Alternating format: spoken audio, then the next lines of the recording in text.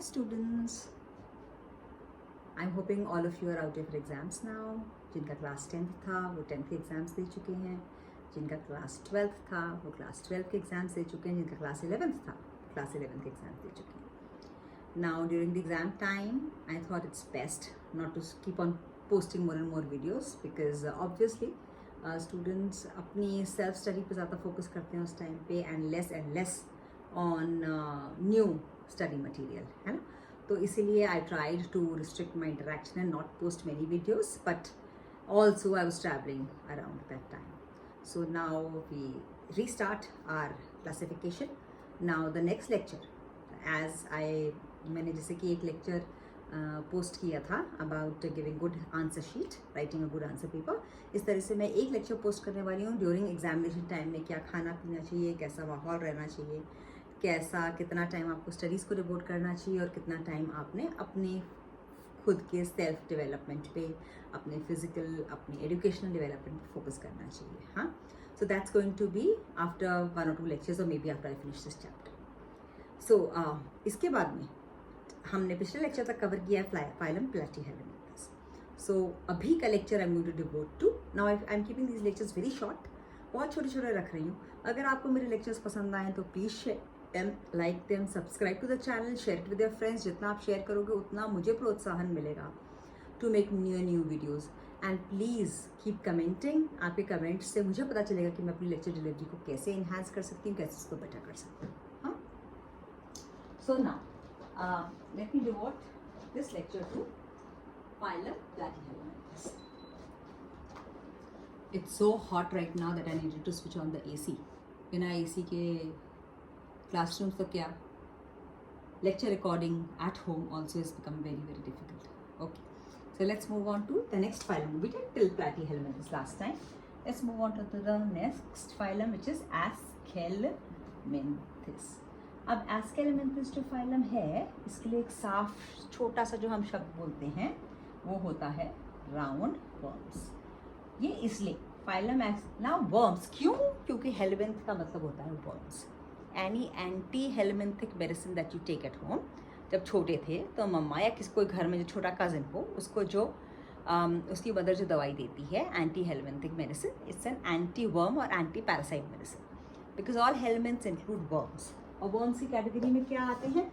Worms की category में वो आते हैं जो हमें पैरासिटाइज करते हैं, यानी कि they are endoparasites exclusively. तो ये जो एस्केलेमेंथिस है उसके पहले वाला जो हमने फाइलम पढ़ा था विच वाज प्लैटीहेलमिन्थस, वो these are exclusive endoparasites. तो इनके कैरेक्टरिस्टिक्स में भी तुम पाओगे कि जो एक्सक्लूसिव पैरासिटिक नेचर होता है उस तरीके के इनके इंटरनल बॉडी ऑर्गेनाइजेशन होती है. फॉर एग्जाम्पल इनके अंदर हुक्स और सकर्स होंगे दोनों फाइलम के अंदर to latch on to the intestine.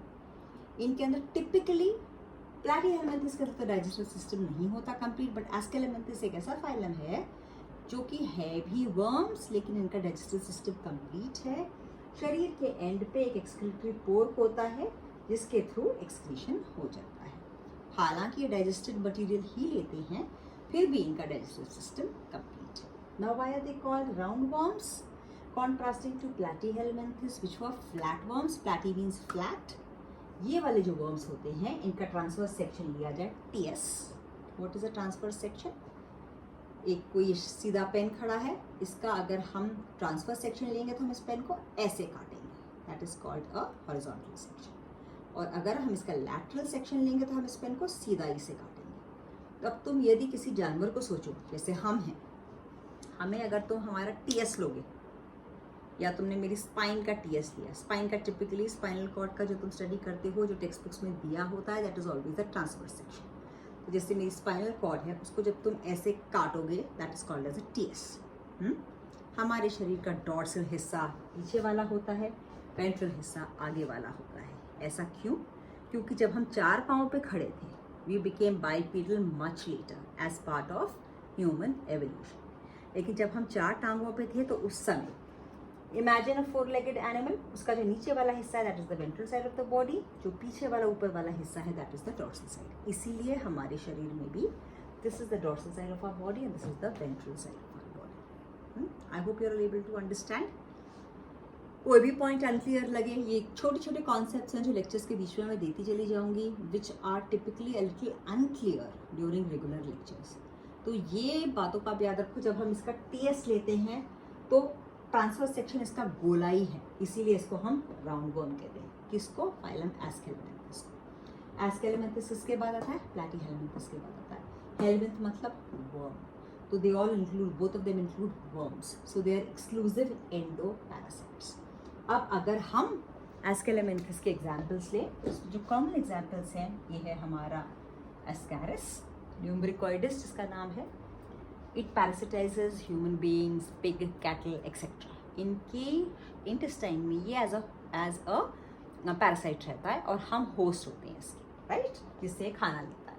So ascaris is one example.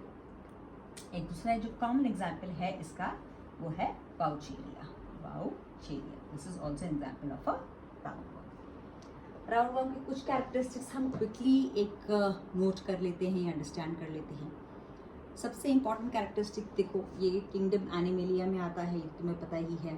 It is exclusively endoparasites, तो there are some forms which are free living as well. तो ये बात याद रखना कि ये एंडोपैरासाइट्स तो हैं, पर कुछ फॉर्म्स ऐसे भी होते हैं जो एक्वेटिक होते हैं, पानी के अंदर, और फ्री लिविंग मतलब कि फ्रीली जीते हैं पानी के अंदर।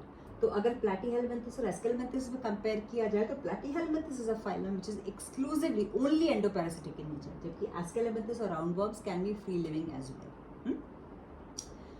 इसके जो खास कैरेक्टरिस्टिक्स हैं, इनके अंदर organ system level of organisation होता है। अब जब आप अपनी टेबल पर वापस जाओगे तो आप देखोगे organ system level of organisation कहाँ से शुरू होता है? प्लैटीहेलमिन्थस फाइलम से। अगर हम वापस से शुरू करें, शुरुआत से, तो जो नॉन कॉर्डेट्स हैं उसमें कौन कौन से फाइलम आ गए? We start with porifera, then coelenterata cnidaria, दोनों एक ही के नाम हैं, then ctenophora, bioluminescent phylum. Go back to my previous lectures, you will see all this. Then ctenophores के बाद में आते हैं platyhelminthes, then aschelminthes, then annelida, arthropoda, mollusca, echinodermata and Hemichordata, phylum Chordata. Yes. So when you go back to this, you will find out that platyhelminthes से शुरू होता है organ system level of organisation. तो phylum aschelminthes में भी होता है organ system level of organisation. दूसरा पॉइंट क्या है? दैट दे आर ट्रिप्लोप्लास्टिक, यानी कि इनके अंदर 3 जर्म लेयर्स हैं, एक्टोडर्म, मेसोडर्म, एंडोडर्म। ये क्वालिटी भी इनकी प्लैटीहेलमिन्थस के बाद ही शुरू हो जाती है। तीसरा इंपॉर्टेंट पॉइंट क्या है? दे आर स्यूडोसिलोमेट्स, यानी कि पूरे के पूरे किंगडम एनिमेलिया में जो नॉन कॉर्डेट्स हैं उसमें स्यूडोसिलोमेट्स, नकली बॉडी कैविटी सिर्फ एक ही फाइलम के पास है। MCQ question, that is phylum aschelminthes. तो फाइलम एस्केलेमेंथिस का सबसे इंपॉर्टेंट एक खास पॉइंट आप क्या लिखोगे? They are pseudocoelomates. ये एक इंपॉर्टेंट पॉइंट है जो सिर्फ इसी फाइलम के पास है, that is they are pseudocoelomates. उसके बाद में इनमें क्लियर कट सेक्सुअल डायमॉर्फिज्म है, मतलब मेल और फीमेल को आप अलग अलग बता सकते हो। A female ascaris is typically longer than the male. अपनी एनसीईआरटी की टेक्स्ट बुक में ये डायग्राम बना हुआ है। Male ascaris is smaller and shorter in size, whereas the female ascaris is longer. So sexual dimorphism is very clear. The female is longer than the male and has got a curvature. Female has got a curved tail. Most of them are endoparasites, but there may be some free living forms as well. Organ system level of organization है। Digestive system इनके अंदर complete होता है, पूरा का पूरा digestive system में मौजूद होता है, हालांकि ये parasitic, they are endoparasites.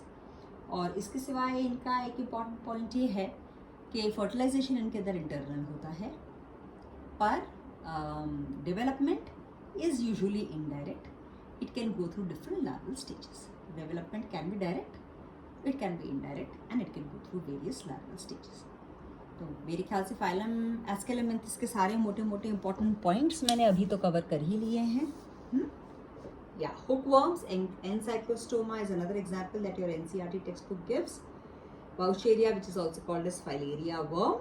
Yeah, alimentary canal has got a well-developed muscular pharynx. Please underline that in your NCERT textbook, that they have got a well-developed muscular pharynx. Yes. So mota whatever NCERT has given, we have covered that. Let's move on to the next phylum, which is phylum Annelid.